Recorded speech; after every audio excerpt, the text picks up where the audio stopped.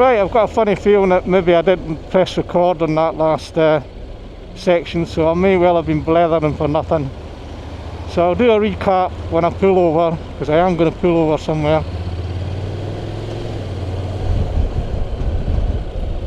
Because I'm going to show you, I mentioned in the video, one of my previous videos in the workshop, that I served my time as a motor mechanic.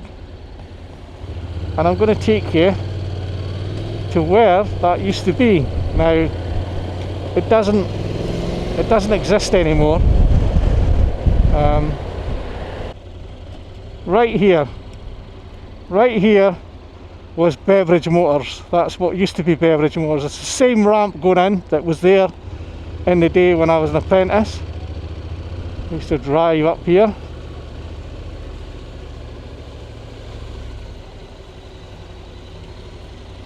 And over to the left here was the garage. And right where I'm in now is the garage that I worked in. And it would have went right back, it would have been right back to where these houses are.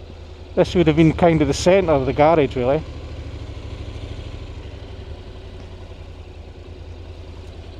Go around there like so. I'll just turn this round. So this is where I served my time. This spot. No longer a garage, of course. And we'll just take a wee minute to go over things. Okay, so heat grips I think are quite good. Giving them time to penetrate, 10 miles or so, totally through my gloves, feel very comfortable. They are on the fullest setting, but I do feel that they don't need to be any warmer. They're not too hot though, they're not scaldy like you think you've got to turn them down. Get more time with them, give you an update as I go along. Hand guards, I'll probably show you them. Needs a good clean, but I'm not going to do that till Wednesday when I finish. I'm trying to minimise cleaning it because of the protection I've been putting on it. But I'll give it a good wash when I finish on Wednesday. And give it a coating again. Handguards, as you can see, I fitted the originals. And then, as I say, somebody had said that you could get extensions.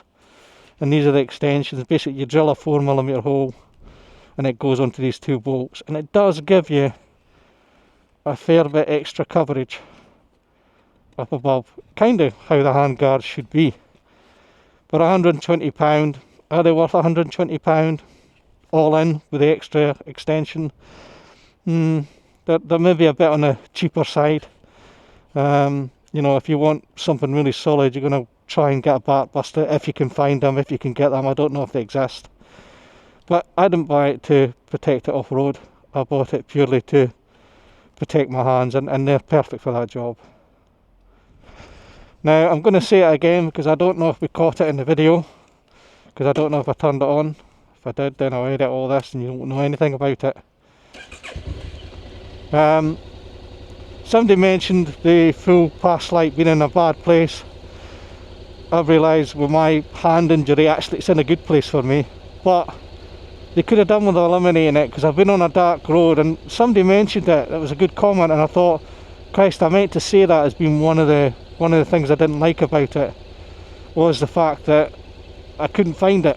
I couldn't find it in the dark because I was expecting it to be behind here. Now I know where it is, it's fine, but I could see why for other people it's maybe not ideal. And the only other slight minor gripe that I do have with the bike is that it doesn't remember what mode you're in. So for instance, I had it in rain mode there, and it will have come out of rain mode. There you go. And why does it just not remember? Now this is not specific to this bike, because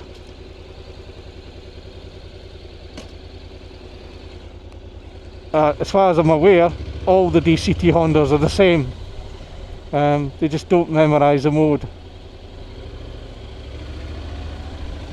So many a day I would have walked in and out of here, cycled in and out of here, got sent along to get the pies and the rolls.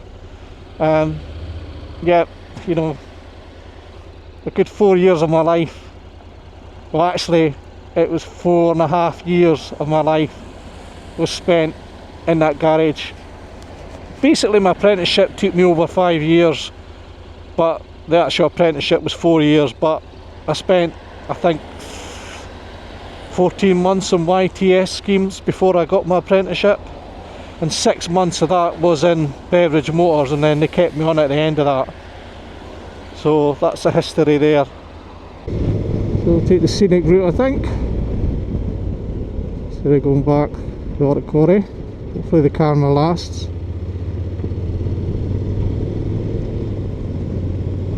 And right now the heat grips feel really nice and cosy, and they're not fully up to temperature. Well, I say not fully up to temperature, they're not fully penetrating my gloves, but they are getting there, and if I take my gloves off, they're absolutely roasting.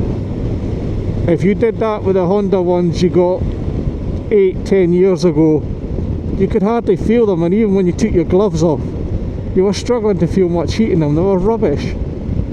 These are definitely a step above, a massive step above those.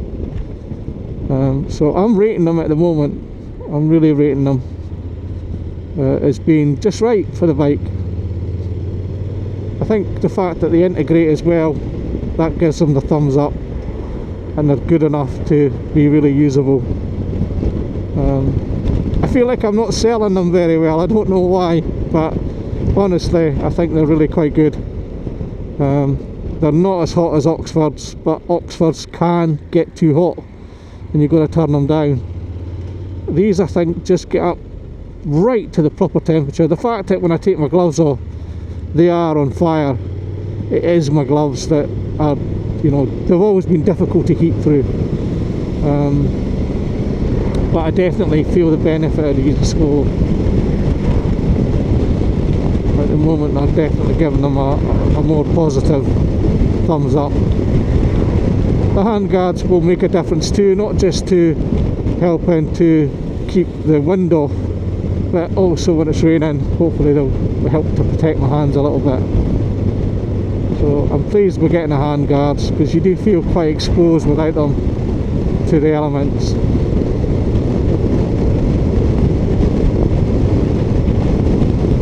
But this bike has just been great, and I think, you know, I don't know what my mileage is, I'll have a look now. 1394, so we're almost getting to 1400 miles. We'll have that by the time I get back. 68.7 miles to the gallon at the moment.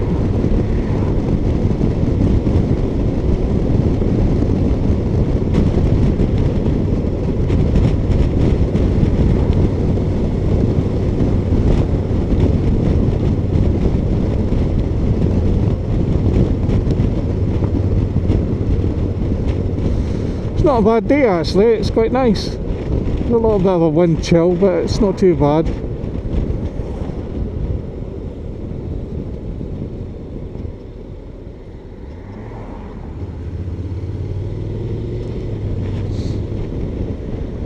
We're now in a wee town called Kinghorn. This is where my brother lives. So I've had the bike about 4 months now, and yeah, it's just been excellent in every way. And you know, for everyday riding, you know, having the extra power of Africa Twin would be nice in situations, but for normal road riding I've never ever found this lacking. I mean, when I left the house today, I made quite a few overtakes on the Oot Quarry Road, and you know what, they weren't slow overtakes, and the bike just coped with it beautifully, and that was it in its rain mode, you know. So this has got more than enough power for normal riding. You got no worries. I always miss that fucking hump. The trouble is that if you forget they're there, the cars go over it and you don't see it. And of course you don't see them now because all the paint's off them. And the car goes over and hides it, and then it just kind of springs on you. But anyway, good test of the suspension there, and it coped okay with it. That's the other thing about this bike, and someone did mention that in the comments. The suspension is something that I think that you definitely would probably upgrade. I mean, I'm not running out to do it. I don't feel that it's so urgent it needs to be done, but I think certainly the front end would benefit with an upgrade. The back end so far I've not really found too much of an issue, but I'm sure it would improve it and improve its handling. So suspension is something that you could upgrade on this bike, and I think it would be worthwhile spending the money to get that done. But like I say, I'll do that over time. I'm in no mad rush to do it. Front island mast, I've actually ran from Dalgety Bay all the way up over the mast. Did I say mast? I meant mast. All the way over the mast to my brother's house in Kinghorn, which I think must have been getting on for, I don't know, 11 miles by the time you took the detour and went up over the hill. And I remember getting my legs scratched to buggery because I ran on a part that a lot of people don't walk, and I ended up getting my legs all scratched to hell.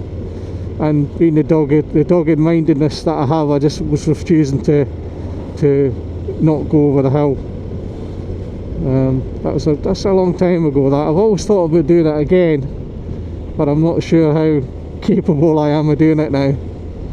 But I might give that a bash next year if I get myself primed a bit better for running again. I still do run, not as much and not as far. It's difficult. But I started running when I was 42, 43. It's a whole story in that, a whole story of my running career and what happened to me and the things that I've had to endure. In some ways it's amazing that I'm still running, but I do enjoy it. It is a love-hate relationship, running, but it does keep me feeling alive, so hence why I keep doing it. The roads are just so mucky, aren't they? I'm glad that I'm not worried about the bike getting dirty, and that's another great thing about this bike, is it's not a showroom queen. It's not living in the garage under a cover. It's out there doing what it was designed to do, and it really has rejuvenated my riding, because for a while there I wasn't really riding the autumn, well, the late autumn winter months, which I used to do all the time. And then you end up with bikes that you end up basically cosseting, if you like. Now, I'm not saying that this bike, I don't care about it, it's not that, it's just that it's just so practical to use in this weather, and the weather protection is pretty good.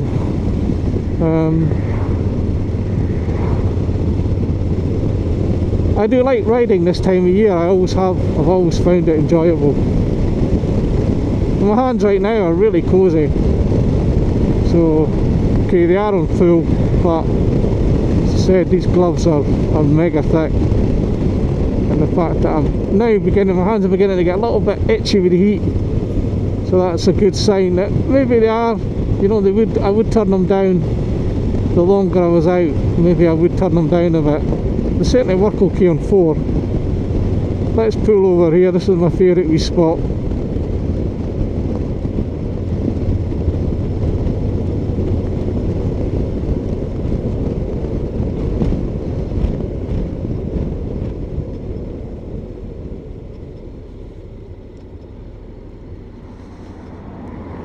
Right, so I meant to say that when I came back for 2 wheels last week, I had thought I'd left my indicators on, my hazard lights, and that made no sense, because I thought there was no telltale lights on the dash. I would have noticed them. There's no way I would have put my hazards on. They're nice and hot. There's no way I would have put my absolutely roasting. There's no way I would have not noticed my hazards being on. And then I realised that it's the camera. We'll find out with the video footage today, but it's the camera that makes them look like they're blinking, but they're not. So I hadn't put my hazards on, because, you know, you put your hazards on, you get these massive lights. Look at that, there's no way I would have missed that. So I was just being stupid, thinking that that was the case. And I'm glad I hadn't left my hazards on all the way.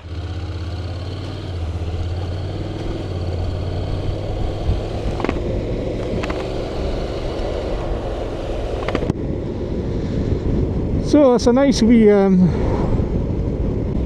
coming into Aberdeen now.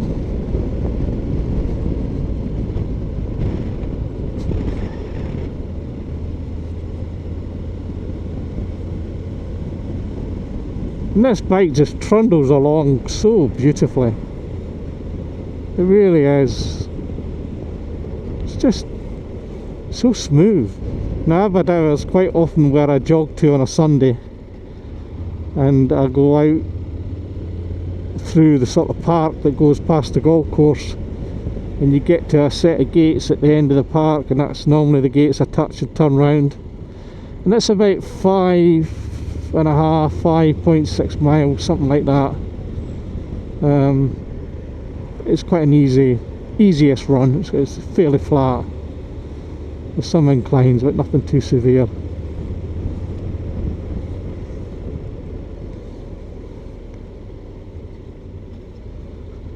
And that's just down there with the gate that I touch and turn round.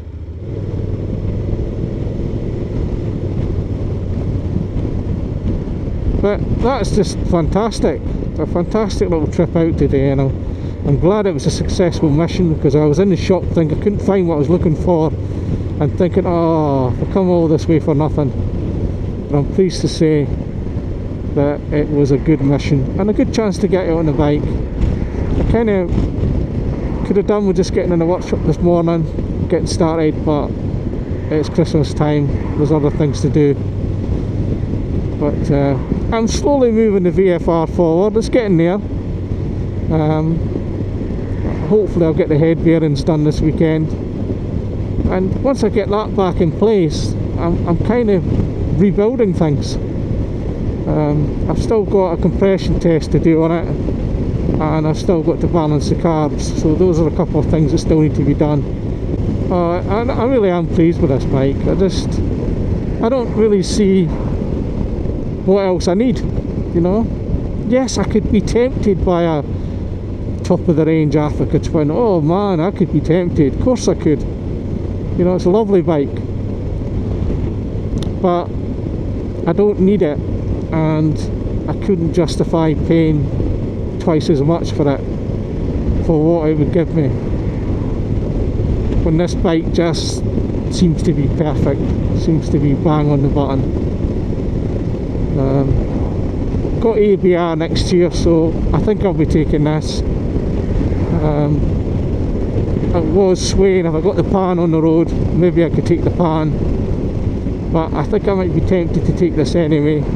Again, sorry if the microphone's not at its best, because I've got a hoodie thing over my mouth, and it's muffling my voice a little bit, but that's what I've got the microphone clipped to. Well, that's it folks, that's about as far as I'm going to take you today. If you got this far, well done. Anyway, it's what now, 12:37 on a Saturday.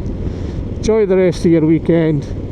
I'm sure I'll probably get a chance to speak to you before Christmas, but if I don't, make sure you have a good one. Stay safe. Bye for now.